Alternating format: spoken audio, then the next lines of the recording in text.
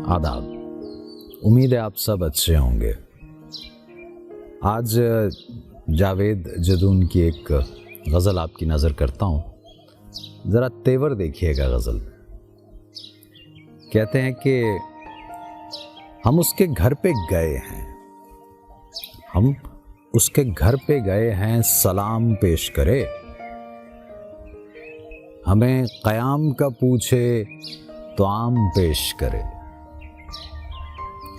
हमारे नाम से वाकिफ नहीं नया साकी। ऐसा ही, हमारे नाम से वाकिफ नहीं नया साकी। उसे कहो कि हमें आके जाम पेश करे। और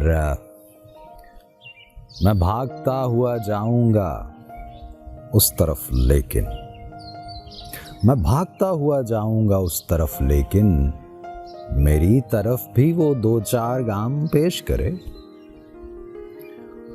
नहीं किसी को जरूरत मेरी खुशामद की,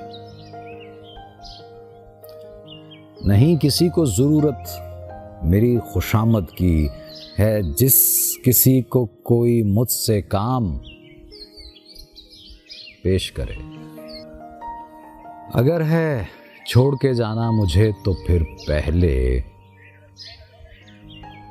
वो अपने जैसे किसी का तो नाम पेश करे। यकीन कैसे करूं मैं किसी की बातों पर, यकीन कैसे करूं मैं किसी की बातों पर। वो शाहजादी अगर है गुलाम पेश करे। जो इस निज़ाम का हिस्सा है और खुश भी नहीं,